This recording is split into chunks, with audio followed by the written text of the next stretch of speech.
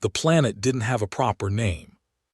It had a catalog number, Verak 9, Union Survey Division, filed under geologically inert, no commercial value, no habitation potential, no further assessment required. 14 words. That was all anyone had ever thought Verak 9 was worth. Marcus Hale figured that made 2 of them. He brought Mule down through the upper atmosphere just before local dawn, which didn't mean much because Verak 9 didn't have a sun worth the title, just a pale smear of light behind permanent cloud cover, the kind of gray that didn't change from morning to afternoon to night. The planet existed in one long, colorless exhale. The surface was ash and compressed rock and the occasional scar in the crust where something old had burned. There were no trees, no water, no wind. Nothing had happened here in a very long time. Marcus liked that about it. Mule was not a pretty ship. She was a Union surplus heavy salvage rig, originally built to strip ore from asteroid fields, retrofitted twice and repaired 3 times with parts that didn't quite match. She made a sound when she flew, a low, rhythmic clunk from the port stabilizer that Marcus had stopped noticing 6 months ago. The inside smelled like recycled air and instant coffee, and a faint chemical bite from the suit seals. There was a crack in the co-pilot seat where the padding had split. He'd taped it with cargo tape. The tape had started peeling. He didn't fix it. He sat in the pilot seat and watched the surface of Verak 9 come up to meet him on the forward display. The terrain scanner ran its pass. Rock, more rock, a ridge system along the eastern quarter, compressed and fractured like something enormous, had pressed down on it from above, a long time ago. The metal detector came up quiet everywhere except one patch near that ridge. He'd found trace deposits before. Iron, mostly. Compressed nickel. Once, on a moon near the Keth border, he'd pulled up a decent cache of titanium alloy and sold it to a Union recycling depot for enough to fuel Mule for 4 months. This wasn't that kind of reading. He looked at the scanner again. The reading was not trace.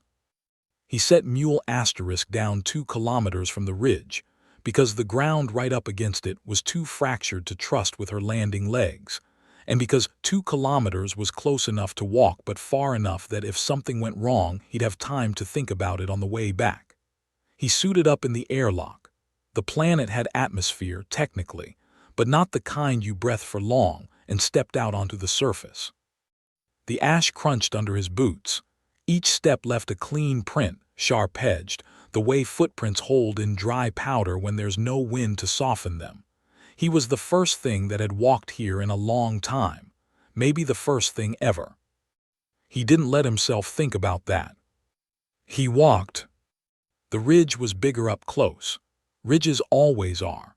What had looked on the scanner like a compressed formation resolved as he got closer into something more deliberate, curves instead of breaks, angles that repeated too regularly for geology. He slowed down. He stood still for a moment, which was a habit left over from mine surveys, where the ground sometimes moved. His breath was loud in the suit. The ridge wasn't a ridge. It was an edge. He stepped back, looked up. His visor auto-adjusted for the flat light, and he saw the shape of it, enormous, half buried under millennia of ash and collapsed rock, the leading edge of something vast and dark rising out of the surface of the planet like the prow of a drowned ship pressing up through shallow water. The exposed sections were smooth. Not worn smooth. Built smooth. The material was dark gray with a faint iridescent sheen that didn't match any Union alloy in his memory. The geometry was wrong in the way that precursor things were always wrong. Not impossible. Not even technically complex. Just slightly outside the vocabulary of shapes that normal engineering produced. Marcus stood there for what was probably 3 minutes. He said out loud to no one, right then. He walked around it. The exposed section was maybe 400 meters long. The buried section, he was guessing from the shape of the terrain deformation, the way the ridge system radiated outward from this point like something had come down very hard and been there ever since, was much, much larger. He'd studied precursor vessels in Union archives, the way salvagers studied things they'd never touch. Theory. Dimensions. Cataloged site reports from the 3 confirmed precursor locations in Union space, all of them stripped to nothing by the Union Science Directorate and classified before anyone independent could get within sensor range. This was not a stripped site. This was intact. He told himself he was walking around it to assess. That was the professional behavior. That was the trained behavior. He had a scanner. He was taking readings.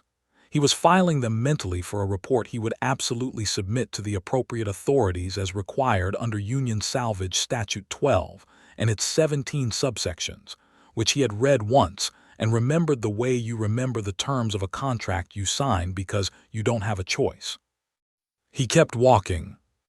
The ship, because it was a ship, he could see that now, the whole vast buried profile of it pressing up through the planet's skin, the way the land curved around it for kilometers in every direction like the ground itself had accepted the intrusion and organized accordingly, was enormous in a way that misfired something in his depth perception. He would look at a section, and his brain would file it as a structure of normal scale, maybe a building, maybe a large industrial installation. And then something would recalibrate. A feature he'd assessed as a door-sized rectangle revealed itself, by comparison to the terrain, to be the size of a Union cruiser's hangar bay, and the scale would reset. 14 kilometers. He came to that estimate in stages, checking his scanner readings and then checking them again, and the number kept coming out the same. The largest Union warship in current service was 3.2 kilometers. He knew that because he'd seen one once, in orbit above the Keth homeworld, and it had stopped conversation at the observation deck for a full minute. This was 14. He stood at what seemed to be the forward section. He was guessing. Precursor ships didn't follow standard orientation conventions, and there was a section of exposed hull that curved inward slightly, the geometry suggesting something intentional, a designed concavity in the armor. Not damage. Feature. He touched it. His gloved hand pressed against the hull material, and it was through the suit, through the insulated gloves, warm. Not ambient warm. Not the kind of residual heat a rock holds from a star it hasn't been near in geological ages. Warm the way metal is warm when there's power running through it somewhere deep inside. Warm like something alive in a resting state. Warm like a hand. He pulled his hand back. The concavity shifted. Not much, not dramatically. A section of hull the size of a large door recessed inward, the edges separating with a precision that made no sound, no hiss, no mechanical grind, nothing. Silence. And then a space where there had been solid hull, dark inside, and from somewhere in the dark a light came on. Not a bright light. A soft, deep amber like firelight filtered through old glass. It lit a corridor just wide enough to walk through. Marcus looked at it for a long time. He thought about Union Salvage Statute 12 and its 17 subsections. He thought about the enforcement cruiser that had impounded his last cargo because a manifest timestamp was 90 seconds off. He thought about the review board and the hearing and the Keth administrator who had looked at him the way you look at something stuck to your boot and asked him, in that flat bureaucratic tone the Union reserved for humans, whether he understood the severity of what he'd done. He thought about the 2 years he'd been out here since then, burning quiet routes between dead rocks, trading in trace metals and silence. He picked up his kit and walked in. The corridor ran straight for about 30 meters and then opened into a space his visor rendered as enormous. A chamber with a ceiling too high to see clearly in the amber light, walls that curved away on both sides. It was not a cargo bay. The surfaces were covered in what he first read as decoration, relief patterns cut into the walls in orderly rows, and then his eyes adjusted and he understood they were not decoration. Interfaces. Row after row of them, running floor to ceiling on every wall. The markings organized in groups and clusters with spacing that followed a logic he couldn't read but could feel, the way you feel grammar in a language you don't speak. There was structure here. There was intention. He moved deeper. There was a raised platform in the center of the chamber. On it, a single console larger than the others, the markings denser, the surface material slightly different, darker, more matte. He walked to it. He looked at the markings. Something happened in his brain. It wasn't translation.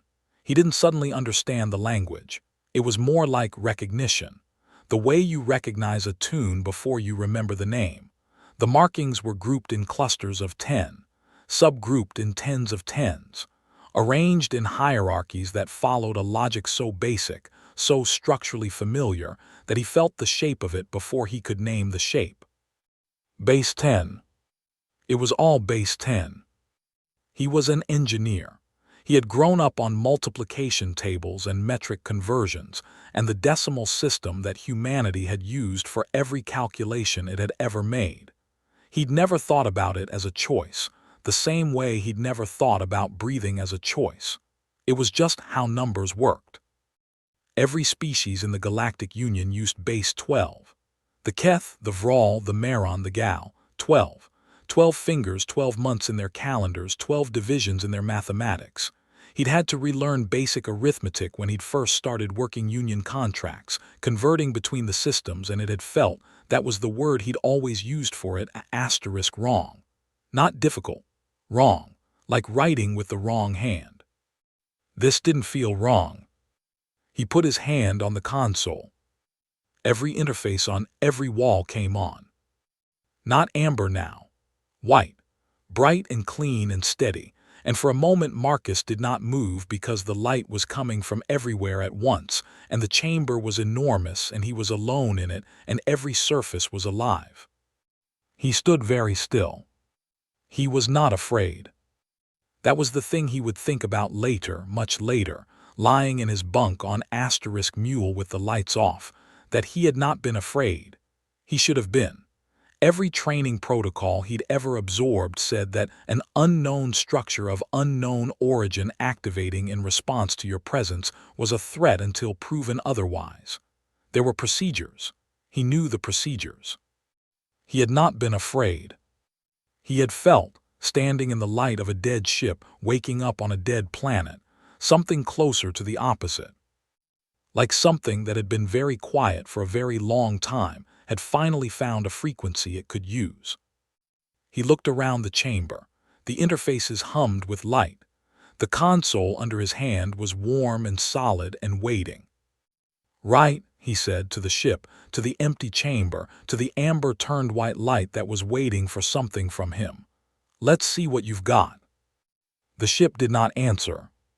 Not yet. But somewhere deep in the structure, so far down he felt it more than heard it, something like a heartbeat started. Steady, patient. Like it had been waiting for exactly this long, and that was fine. The first night he slept in his suit, back against the console, because he didn't trust the ship's air and he didn't trust himself not to want to. He woke up and all the interfaces were still on. He'd half expected them to be dark again. Expected the whole thing to feel like a fever dream in the gray Verak 9 morning, the kind of thing a man alone too long starts building out of rock formations and wishful thinking. But the light was there, white and clean and steady, waiting. He went back to Mule asterisk, made coffee, sat in the cracked co-pilot seat and looked at the whole readings on his scanner for a long time. Then he went back in. He did that for 3 weeks. The pattern of it became a kind of discipline: coffee, scanner check, walk to the ship, suit check at the iris inside. He mapped the accessible sections the way he mapped any new site, starting from what he could confirm and working outward. The first chamber, a corridor branching left. A second chamber larger, lined with what he eventually decided were engineering bays, not because they looked like engineering bays but because the layout rhymed with function. Somewhere to build things, somewhere to run them. He did not go deeper than he could trace back. Not yet. The interfaces didn't explain themselves. They didn't flash a tutorial or run an orientation sequence. They just existed, organized and patient, The markings grouped and layered in structures that he kept circling like a word on the tip of his tongue. He'd stand in front of a panel, and his eyes would move across the symbols, and something in the back of his engineering brain would tick, tick, tick, not understanding, but the asterisk outline of understanding, the shape of where understanding would eventually sit. Base 10 was everywhere. He started writing things down on the back of salvage manifest forms because he hadn't packed an actual notebook because he'd expected trace metal, not this. Numbers, groupings, the relationships between clusters of symbols. He filled 6 forms on the first week and started on a 7th. On day 19, he called Yara. He almost didn't. Calling meant using the long-range relay, which meant a signal log, which meant a record. He sat with his thumb over the connection key for a while. He called her. She answered on the second ping, which meant she was in her office at the University of Lagos, because she was always in her office. She had the kind of dedication to work that other people called admirable, and that Marcus privately categorized as grief in a lab coat. "I thought you were dead," she said. "Not quite. Where are you?" "Verak 9. A pause. "That's not even a real planet." "No, but there's something on it." He held the scanner readout up to the camera. "I need you to tell me what this looks like to you." Another pause, longer. "Marcus." "I know. That's a precursor Hull signature." "I know. That's a..." She stopped. He heard her chair, he heard her stand up. "How big?" 14 kilometers.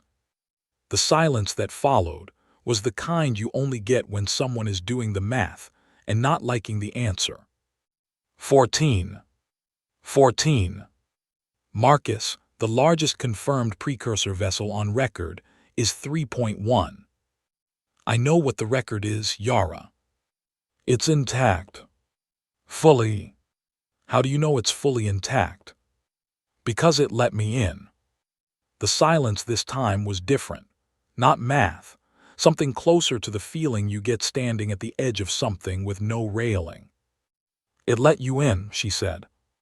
"The hull opened when I touched it. Interior systems are operational. There's an AI, I think there's an AI, it hasn't spoken yet, but there's something running." And Yara, he paused, looked at the manifest form covered in his own cramped handwriting. "The interface language, it's base 10. She said nothing for long enough that he checked the connection. "Base 10, she said. "All of it, every grouping, every hierarchical structure, every..." "Marcus, every species in the Union uses base 12. Precursor sites have always been assumed to follow." "I know what's assumed. I'm telling you what I'm looking at." Another silence, shorter this time. Yara processed things fast when she stopped arguing. "Send me your coordinates," she said. "Yara, send me your coordinates or I will find you through the long-range signal log, which you are aware I have access to." She did have access to it. She'd gotten it the same way she got most things, by being relentless in a direction most people found unreasonable, until the people standing in her way decided she was someone else's problem. He sent her the coordinates. She arrived 22 days later on a transport she'd chartered under a geological survey permit, which was Yara's version of subtlety. He met her at the landing site. She stepped off the ramp and looked past him at the ridge, at the exposed hull catching the gray light with that faint iridescent sheen, and she said nothing at all. She stood there for a full minute. Then, "Right, show me." He showed her. She moved through the first chamber the way she moved through everything, quick, precise, stopping at irregular intervals to look at something from 2 or 3 angles before moving on, like she was cross-referencing against an internal catalog. She was carrying a proper research scanner. She had actual notebooks, 3 of them. She'd also brought food that wasn't ration packs, which Marcus hadn't realized he'd been missing until the smell of it hit him. "The groupings," she said, standing in front of the main console. "I know. This isn't just base 10. This is Marcus. This is structured in decimal trees, hierarchical decimal logic. Every branching structure returns to a root of 10. She was writing already fast. Shorthand he'd never been able to read. This isn't coincidence. This isn't convergent design. This was asterisk built asterisk this way. I know. She turned and looked at him. Why didn't you tell me about this 3 weeks ago? He looked at the manifest forms he'd been writing on, folded in his jacket pocket. I needed to be sure I wasn't crazy. You're at least 40% crazy. I needed to be sure the other 60% was working. She almost smiled, didn't quite. Your 60% was correct. She turned back to the console. The question is why? Why would a precursor vessel, 40,000 years old, conservatively, be built on based-in logic? No precursor site has ever. The console changed. Not dramatically. A section of the surface shifted, the markings rearranging slowly like sand settling into a new pattern. Both of them went still. Yara's pen stopped moving. The new arrangement held for a moment. Then a sound. Not mechanical, not the hiss of atmosphere or the vibration of a power system cycling. A voice, or the closest thing to a voice that something very old makes when it is trying to use frequencies a biological organism can process. Low, resonant, each syllable separated by slightly too much space, the way a person speaks a language they learned from a book and are now using for the first time in conversation. Inheritors. Plural, Marcus noticed that. The air in the chamber did something, not colder, not warmer, but denser asterisk, the way a room feels when someone important walks into it.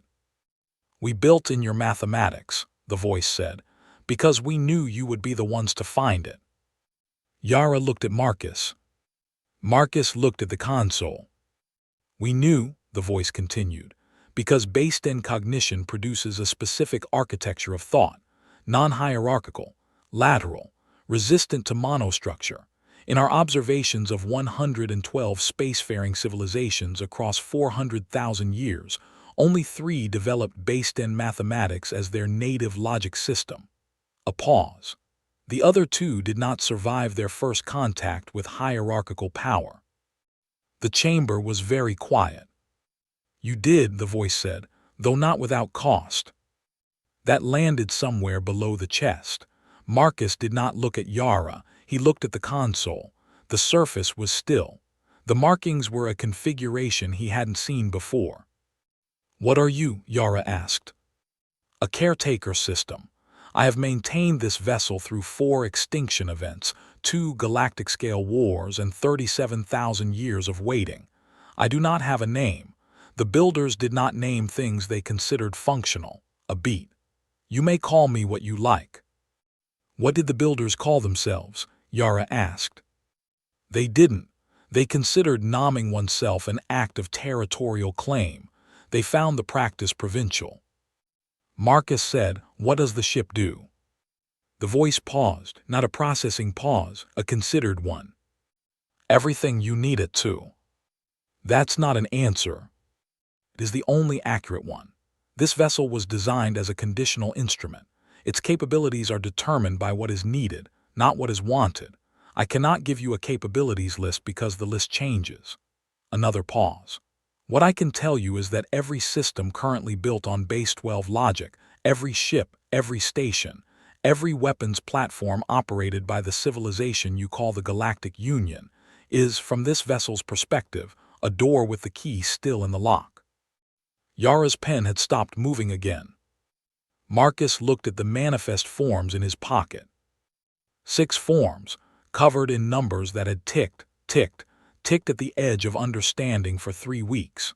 He'd filled them because the alternative was to sit still, and the thing he'd been running from on 6 months of quiet routes through dead rock systems did not respond well to sitting still. He hadn't let himself name what he was running from. He didn't name it now. The Union will come, he said. Yes, the voice said. When they find out this exists. They will come before they know what it is, the voice said. Power structures move toward anomalies. It is reflexive. They will not understand what they are approaching until they are already here. And when they get here, that, the voice said, will depend on what you decide before they arrive. The light in the chamber was steady and white, and the ship's heartbeat, that deep, below-hearing rhythm Marcus had felt on the first night, was running at the same pace it had run since he'd touched the hull. Patient, unmoved. Like it had been waiting 40,000 years, and a few more weeks was nothing. Like it had been waiting for exactly one type of mind. Like it had always known it would be theirs. Marcus folded the manifest forms smaller and put them back in his pocket. He looked at Yara. She was looking at the console, jaw set the way it got when she was 3 steps ahead and didn't like where the path ended. He said, "We're going to need more people." She said, "I have a list." He almost laughed. He sent his first real coordinates, the true ones, not the false location reports he'd been filing that night. Not to the Union, not to any authority. To 4 names Yara gave him. The names of people the galaxy had thrown away. He figured that made them qualified. They came in on a geological survey permit, same as Yara. 4 of them, 1 transport, manifested as soil sample technicians, which none of them were, and which the permit office on Station Maron 7 had apparently not questioned, because the permit fee had been paid in full and on time, which was more than most geological survey teams managed. Marcus met them at the landing site in the gray Verak 9 morning. He knew their files. Yara had sent them, 6 pages each, dense, the kind of files that read like a list of reasons a person had stopped being useful to the people in charge.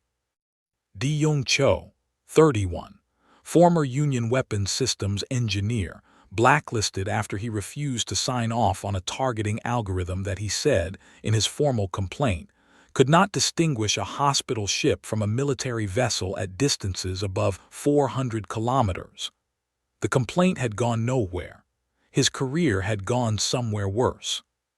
Priya Nair, 40, former Earth Navy communications officer, discharged after a dispute over a signal suppression order she hadn't followed. She'd followed the signal instead. The signal had been a civilian distress call from a mining platform. The platform had been saved. Priya had been handed a discharge form and a handshake.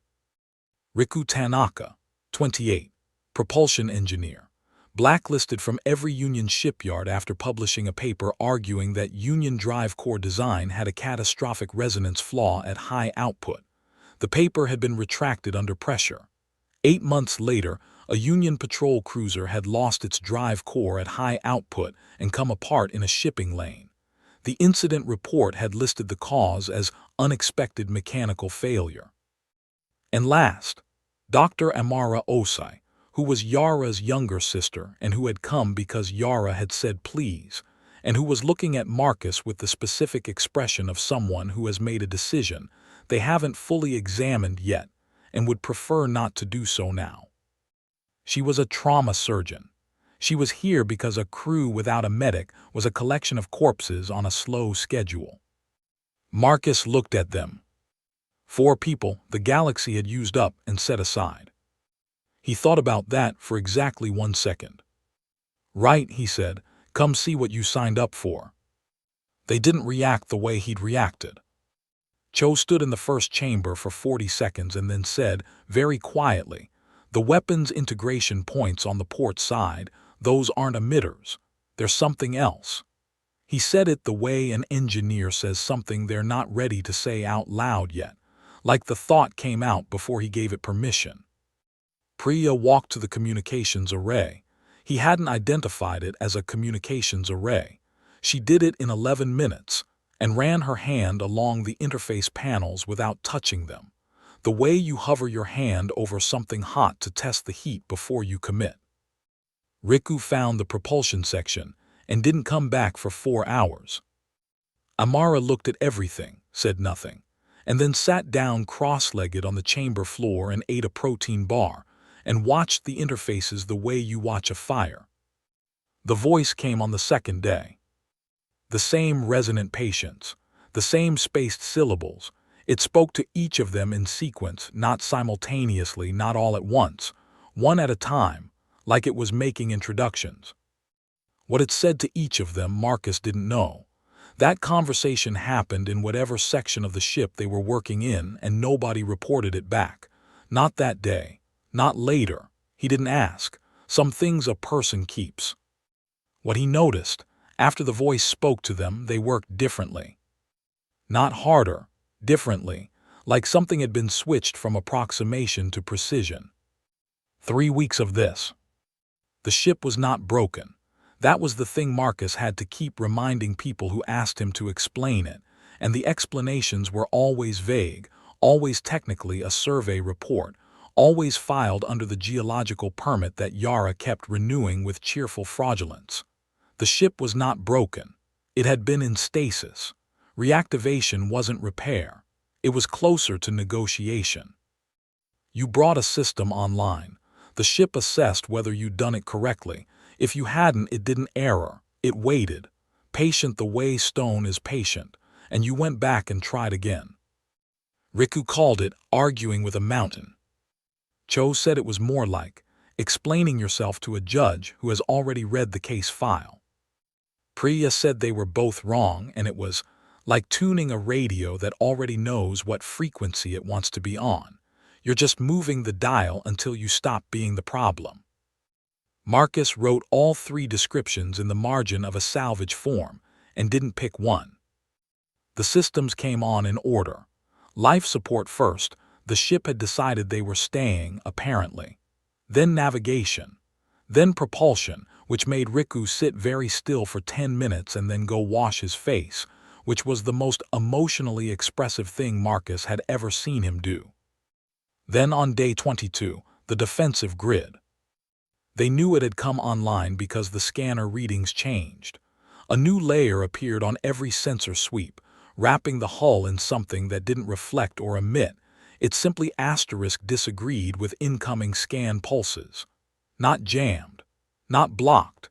Just returned no information. Like asking a question to a wall that had decided the question wasn't worth answering. Di-Young Cho looked at the readings for a long time. He said, "That's not a defensive grid." Marcus looked at him.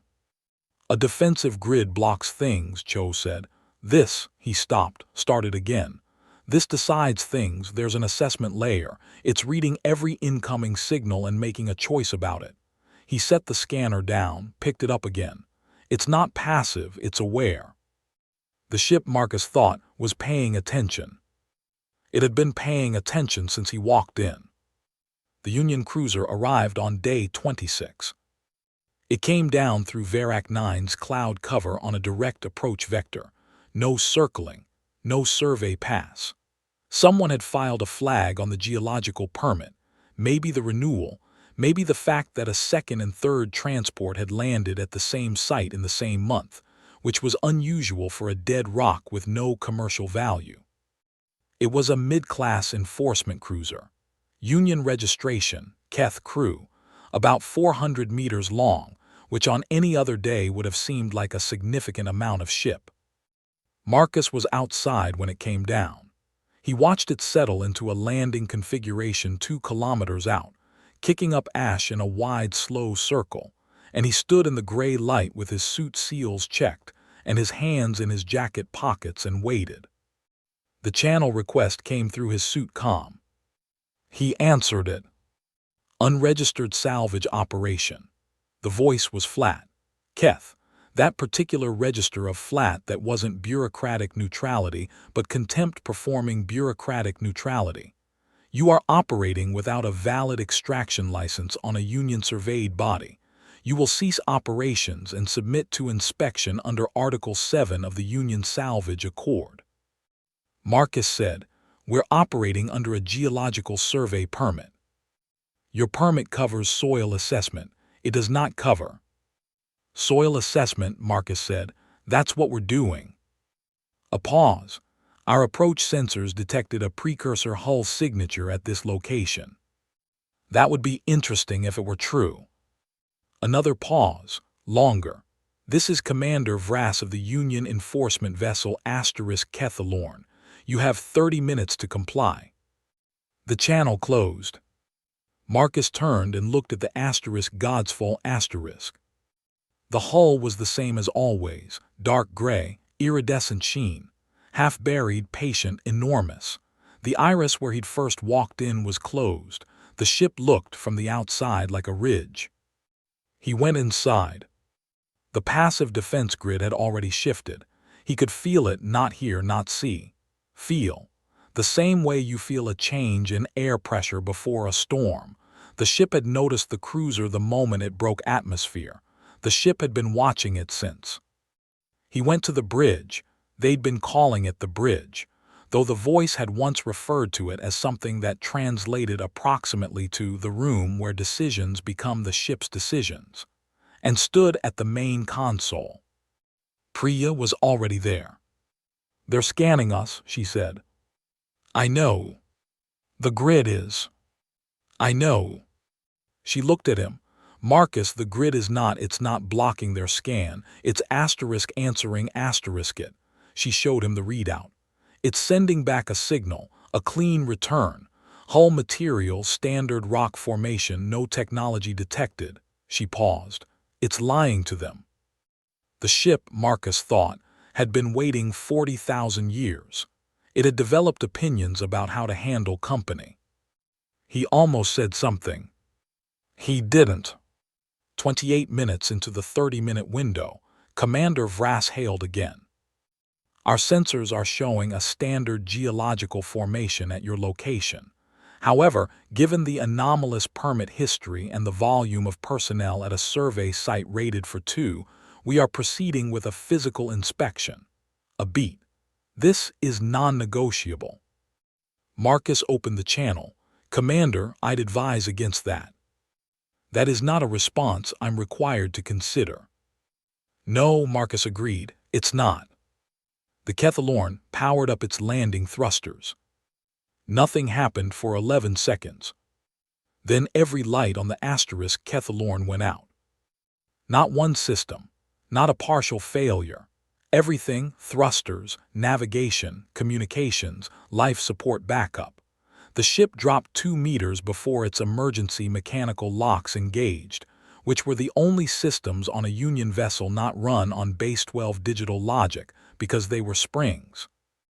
The cruiser sat in the ash field, dark and silent, held up by springs. Inside the Godsfall*, the interfaces hummed. Marcus opened the channel. The channel worked because the Godsfall* was still running it. "Commander, I'm going to return your ship's power in 6 hours. You are welcome to remain at this location, but I would recommend filing a maintenance incident report and waiting for recovery. I'll send you some coordinates for a good repair station." The channel was silent for a moment. Then Vras said, in a voice stripped of everything except the core of it, "What are you?" Marcus thought about that. "Soil assessment," he said. He closed the channel. They left after 5 hours and 40 minutes. Thrusters back on, navigation back on, the Kethalorn lifting in a wide arc and climbing hard through the cloud cover without circling, without a parting transmission, without anything except the shrinking shape of it on Priya's tracking display until it was gone. The ash field settled. The gray light sat on everything the same as always. Marcus went back to the bridge. The crew was there, all 5 of them plus Yara, standing in the white light of a ship that had just made a Union enforcement cruiser look like a problem it chose not to have. Nobody said anything. Cho was looking at the interface panel nearest him. Amara was looking at the ceiling. Riku had his arms crossed and his jaw set in the specific geometry of someone trying not to feel something large. Priya was watching her tracking display even though there was nothing on it anymore. Yara had her notebook open but her pen was still. Marcus stood at the console. The ship's heartbeat ran steady under everything. He didn't make a speech. There was nothing to say that the silence wasn't saying better. They had come here as 6 people the galaxy had found inconvenient. They had watched a Union warship go dark because the ship they were standing in had decided that was the appropriate response. They had crossed a line. He could feel it in the room, the specific weight of a thing that cannot be undone. Not regret. Heavier than regret. The feeling of standing on the other side of a door that has closed behind you and finding that the room you're in is bigger than you expected. Nobody moved for a long time. Then Amara said, very quietly to nobody in particular, "Well." Just that. Just well. And somehow it was the right thing. The ship showed him what it could do on a Tuesday. Or what Marcus had decided was Tuesday, because 5 weeks on Verak 9 had dissolved the actual calendar into something theoretical, and Tuesday felt right for a revelation that changed the shape of everything. He was alone on the bridge. The others were in their sections, Riku somewhere deep in the propulsion decks, Cho running capability assessments on the weapons integration points he'd been circling for days like a dog that smells something buried, Priya in the comms array, Amara and Yara in what they'd started calling the library, which was a chamber 3 levels down filled with precursor data storage the size of a shipping container, dense and dark and humming. Marcus was at the main console. The AI spoke. "You have not asked what the vessel can do. I've been working up to it. You have been avoiding it." He didn't answer that. "The distinction matters," the AI said. He put both hands on the console. "Show me." It showed him. Not all at once. Not in a list, not in a briefing, not in anything as clean as a capabilities document. It showed him the way a river shows you what water does by running, by filling the shape of the thing it's running through, by being so consistent and so vast that eventually you stop asking what it is and start asking where it ends. The asterisk Godsfall could interface with any ship built on base 12 logic. Any ship, any system, any weapons platform, any communications relay, any Union station with a digital backbone. Not hack, not override in the clumsy sense, not break in and shout. More like, speak the language the system had always been waiting to hear, in the voice it had always been told did not exist. Every lock in the Union had been built assuming only base 12 minds would ever try to open them. The asterisk Godsfall was, to those locks, not a threat. It was a key. Marcus stood at the console for a long time after that. He thought about the Kethalorn going dark in the ash field. He hadn't done that.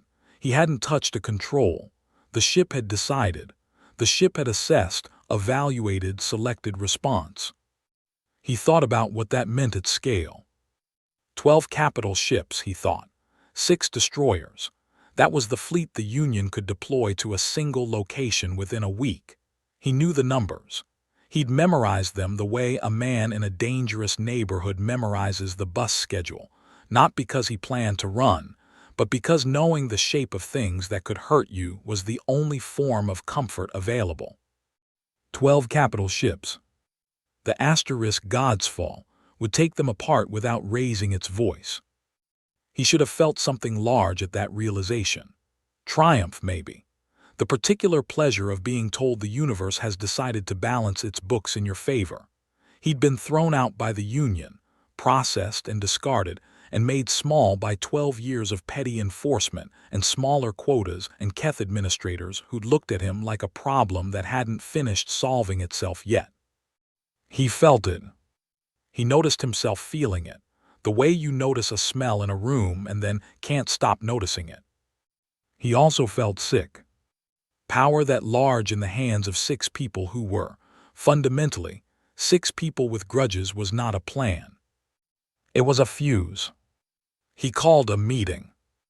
They gathered on the bridge, all 6 of them, the white light steady overhead, the heartbeat running under everything like a clock that had been keeping time since before any of their civilizations had figured out fire.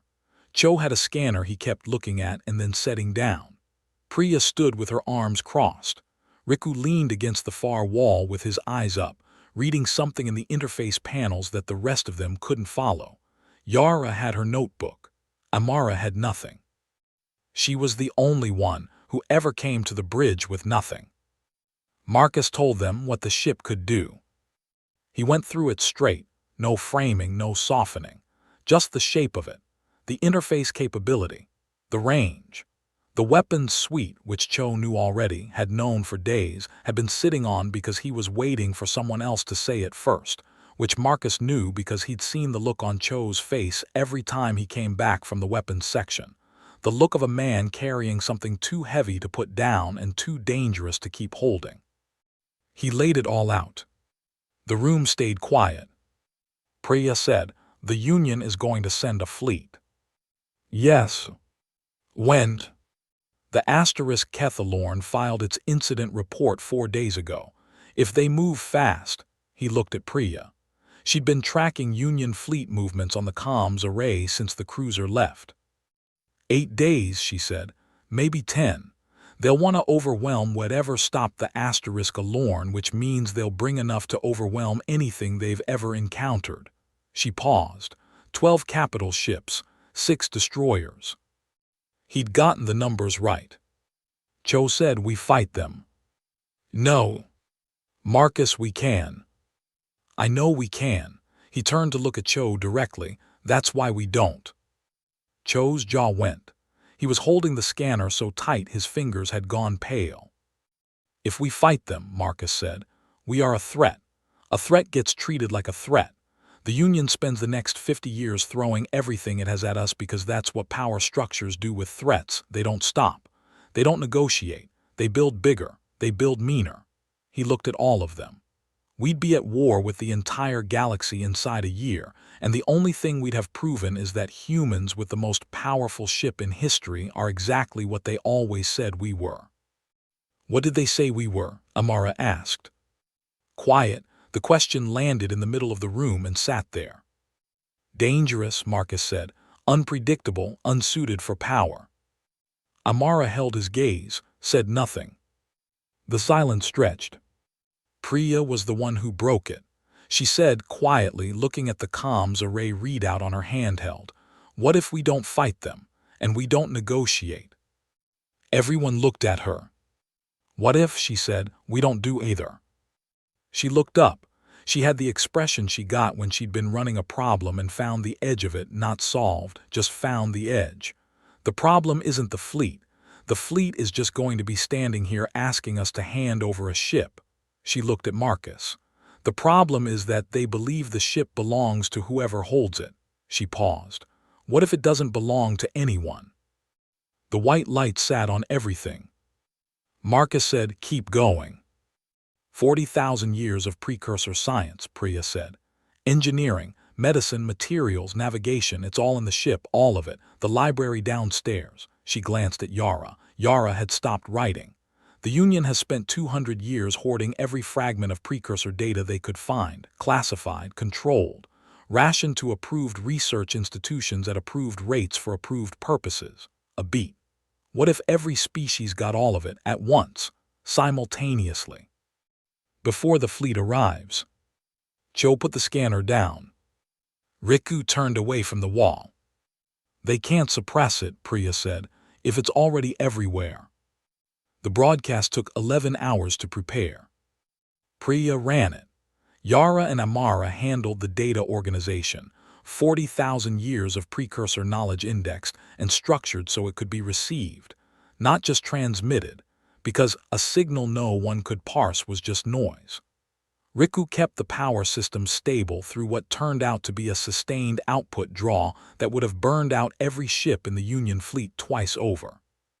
Cho ran a passive defense perimeter and did not say anything about the weapons systems, which was its own kind of discipline. Marcus sat at the main console. The AI said, "You understand this cannot be undone?" "Yes." "The information will propagate. Smaller civilizations will gain access to technology they are not prepared for. Some will use it destructively. Some will use it to survive." A pause. "Yes," the AI said, "some will." The Union used it to control. For 200 years, they controlled who got to know what, and they used that to decide who mattered. He looked at the interface panels, the markings he could almost read, the based-in structures that had lived in the back of his brain for his whole life without ever finding anything they could speak to. I'm not interested in doing that better. I'm interested in not doing it. The AI said nothing. The broadcast went out at 400 local.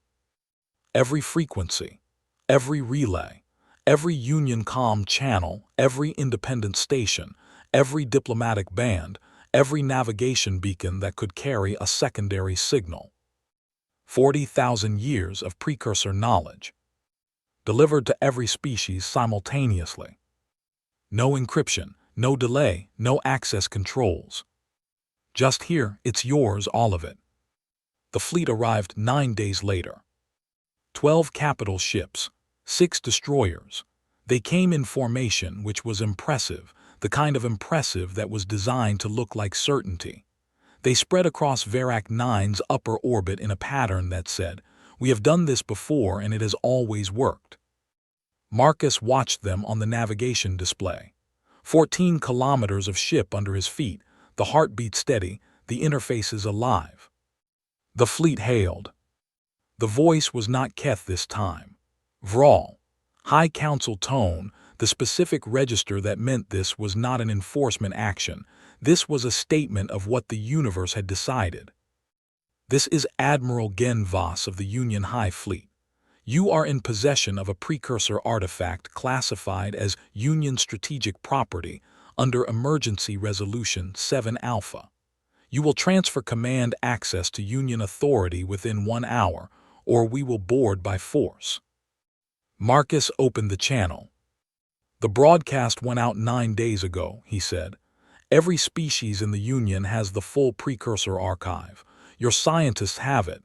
Their scientists have it. The species you've been keeping it from for 200 years have it. He paused. There's nothing to take. Silence on the channel. The ship is still here, Gen Voss said. The ship is still here, Marcus agreed. Transfer command access. No. The fleet held its formation. 12 capital ships, each 1 3 times the size of anything Earth had ever built, hanging in the gray light above a dead planet. The asterisk Godsfall didn't move. Didn't power weapons. Didn't charge anything. Didn't do what every instinct in a military mind would expect a threatened vessel to do. It sat. Patient. The way it had sat for 40,000 years. The channel stayed open. Marcus could hear the background noise of a fleet bridge running calculations, running assessments, running every tactical model they had for a scenario that none of their tactical models had been built to process. Gen Voss said, "You have committed an act of war against the Galactic Union." Marcus said, "I gave everyone a library card." The channel went quiet. The fleet held position for 6 hours. Then it pulled back. Not a retreat, not a rout, a withdrawal that looked on the navigation display like a group of very large ships deciding that the thing in front of them required a category they hadn't invented yet. Marcus watched them go. Priya was beside him. She watched until the last ship cleared sensor range, and then she looked at her hands, and then she looked at Marcus. She said, "That's either the best thing we've ever done." He said, "Or." She said, "Or." And neither of them finished it. Because some sentences are better left open. Because the thing they'd just done had already left the room, was already spreading across the galaxy at the speed of a signal, and whatever it became out, there was no longer entirely theirs. That was the point. That was always the point. The galaxy did not take it well. Which was expected. What was not expected, what Marcus had not let himself model, because modeling it would have required believing it would actually work, was the speed of it.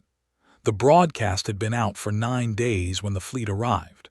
By then, it had already reached 43 independent relay stations across 6 sectors. By the end of the first month, It had propagated through every major comm network in the Union, the Outer Fringe, and two civilizations that officially did not have contact agreements with anyone. 40,000 years of knowledge. Loose in the galaxy. No lid. The Union called it an act of war. Then they called it theft. Then, after 3 weeks of emergency sessions, during which apparently every High Council member had attempted to claim jurisdiction over a problem that had already ceased to be a problem in the sense of being containable, they called it an unauthorized information dissemination event, which was the kind of language that meant they had run out of words and were now building new ones to stand in the wreckage. Smaller species called it other things. The Maron, a civilization that had been locked out of precursor medical research for 60 years because the Union Directorate considered them a developing class member state, which was a phrase that meant not worth the access fee, translated the relevant sections of the archive in 11 days. Their xenobiology teams had 3 research papers published in 14. The gal, who had been trying to solve a propulsion inefficiency that was costing them a third of their fleet range for 2 decades, blocked from the relevant precursor engineering data by a Union licensing wall, with a cost that only 4 species could afford, fixed it in a month. Marcus read the reports on the *Godsfall *S bridge. He read them the way you read something you hoped was true and are now finding out is actually true, which is not pure relief. It has an edge. It asks you what you do next. He didn't have an answer to that yet. Cho came to find him. Sat on the floor near the console. Nobody sat in chairs on the bridge. The chairs were precursor, and the geometry was wrong for human spines, and looked at his scanner without looking at it. He said, "The Union is calling you a terrorist." "I know. You're also being called a liberator." The Maron Council issued a formal statement. "I know. That's a strange combination. Everyone who's ever changed anything uninvited gets both," Marcus said. "The second one takes longer to arrive." Cho was quiet for a moment. "Are you sure you did the right thing?" Marcus looked at the interfaces, the markings he could almost read. "No," he said. "I'm sure I did the only thing I was willing to do. That's different." Cho nodded, set his scanner down, picked it up. "The weapons systems are still." "I know." "I'm not," he stopped, tried again. "I just want to know they're there." "They're there." Cho nodded again. That was enough for him. That was the most Cho had ever asked for anything, just to know the capable thing existed, even if you weren't going to use it. Marcus understood that. He'd been carrying the same thing since the first day he stood on this bridge. The dignitary arrived 6 weeks after the fleet withdrawal. A single diplomatic vessel, small, clean, Union flagged. A Vral envoy named Gaston who wore the particular expression of someone tasked with offering a deal they personally found embarrassing and professionally were required to present as reasonable. Marcus received them in the first chamber. Just him, no crew. The interfaces alive on every wall, the ship's heartbeat running under everything. He dressed in the same work clothes he always wore, which was a choice so deliberate it was almost a sentence. Gaston was tall, gray-skinned, with the careful posture of someone who had spent their career measuring distances between what they meant and what they said. They had 2 aides. The aides didn't sit. Gaston said, "The High Council has authorized me to offer the following." Marcus said, "All right. Full amnesty for yourself and your crew. Retroactive clearance of all charges related to the information dissemination event. Reinstatement of Union salvage licensure at senior grade, which would represent a significant professional restoration for." "That's the small part," Marcus said. "What's the main part?" A pause. "A permanent seat on the Union High Council, representing Earth, the first such seat in the history of the Council." Gaston let that land. It was designed to land. 60 years of humanity being handed the bottom rung, and here was the top of the ladder, arm extended. The Council recognizes that the current structural arrangement has been suboptimal with regard to Earth's representation. This would correct that. The chamber was quiet. Marcus thought about the Keth administrator, the review board, the manifest timestamp that was 90 seconds off, 12 years of petty small-making. He thought about the seat. He thought about what you do with a seat at the table where all the decisions get made, really thought about it. The way you think about something you want badly enough that you have to be careful. You become the table. That was the thing. You sat in that chair long enough and the chair got into you. You started making the same calculations, drawing the same lines, deciding the same things were necessary. You started looking at the gal propulsion problem and thinking, licensing structure. You started looking at Maron medical research and thinking, developing class. Not because you were corrupt. Because that's what the room did to the people in it. He said no. Gaston did not blink. The Council. The Council wants the ship, or if they can't have the ship, they want me inside the fence, which is the next best thing. He kept his voice level, not cold. I'm not interested in being inside the fence. Then what? Gaston said, and for a moment the diplomatic register slipped and underneath it was something real, not anger, not contempt, genuine incomprehension. What do you want? Marcus looked at him for a moment. It was a fair question. He'd been asked it before. The AI had asked it. He still didn't have a clean answer. What he had was something smaller and harder to hold. He parked the asterisk Godsfall asterisk 3 weeks later. Not on Verak 9. In neutral space. The Drell corridor, 6 light-years from the nearest Union territorial boundary, in a stretch of nothing that belonged to no one because no one had ever found it useful enough to claim. He brought the ship in and held position and opened a broadcast on every channel. He kept it short. The asterisk Godsfall asterisk is here. It will remain here under human watch. It will not attack anyone. It will not be surrendered to anyone. It is not a threat. He paused. It's a reminder. He closed the broadcast. Priya looked at him from the comms array. A reminder of what? That we had it and didn't use it to take anything. The room was quiet. Some species won't understand that, Amara said. No. Some will think it's a trap. Some will eventually understand it, Yara said. Not a question, she was writing. Eventually, Marcus said. That was enough. That was the only metric available for things that mattered in the long run, eventually. You didn't get to see it. You put it in the ground and trusted it would grow in the direction of light, which it might, or in some wrong direction you hadn't modeled, which it also might. Either way, the seed was in the ground. Either way, you were done standing over it. The night after the broadcast, he was alone on the bridge. The crew was asleep. The ship's heartbeat ran steady. In the Drell corridor, with no star close enough to matter, the viewport was pure dark with no cloud cover, no atmospheric scatter, nothing, just stars, dense and clean. The kind of sky you couldn't see from a planet or a station, the kind that only existed when you were in the middle of it. He stood at the main console. The AI said, "What do you want now?" Same question Gaston had asked. Different weight. Marcus looked at the viewport for a long time. The stars didn't move. They never moved on the scale a single human being could observe. They just were, patient and numerous, doing the only thing stars knew how to do, burning through the fuel they had, for as long as they had it, without asking whether it was worth it. He said, "Show me what else the precursors left." The console changed.